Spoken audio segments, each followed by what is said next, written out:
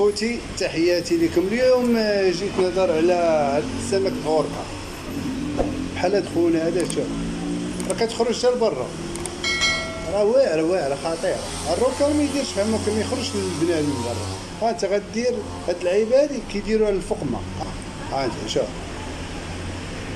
كون دخل زاد شويه في الماء شويه، هاد 30 سنتيم 30 سنتيم غيخرج ليه غيديه، غيعضو غيرجعو بحال هاد الشكل ديال الفقمه.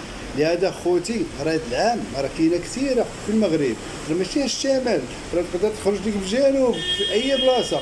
وهاد الحوت هذا راه اخطر منه ما كاين، راه كيهاجم بنادم، كيهاجم بنادم. راه كيبان لي انا في الشمال في الصياده بالفليك كيوقفوا الفليك ويبداو يلعبوا معاه، وهذيك الساعه الوقت اللي كيبداو مقابلينه وباغيين يتصوروا معاه، وراه كيبلاني وراه واعرين اذكياء اذكياء، عندهم واحد الدماغ ذكي بزاف، كيشوفوا كيفاش الفريسه ديالهم يطيحوها. هما عارفين الصياده كيفلوكه في اي لحظه كيبلانيو كيفاش يقلبوا الفلوكه باش يطيح عندهم بنادم يفترسوه.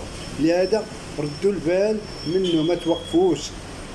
بان لكم كاين هاد اوركا، عطيوها اتساع، احسن حاجه بعدو منها، حيت راه ما معاهاش لا، راه عندها واحد السنان راه بحال المنشاره ديال النجاره ديال الضو.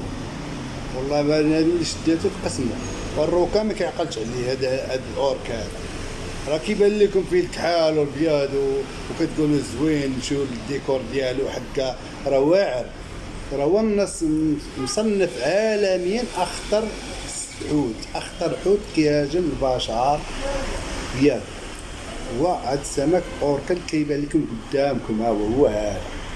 راه بنادم كيدريسي في هذيك الاحواض وكيديروا في الاحواض وكيدريسيو هادشي. كاين اللي يرجع على مولاه وكلا كيدريسي وكيطلع فوق منه يلعب معاه يعوم معاه، ولكن فاش كيترشق عليه ولا كيضر الجوع ما كيعطلش مولاه.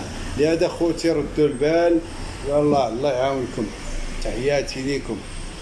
لا تنسوا الإعجاب بالفيديو والاشتراك في القناة تشجيعا لنا لنستمر بنشر المزيد.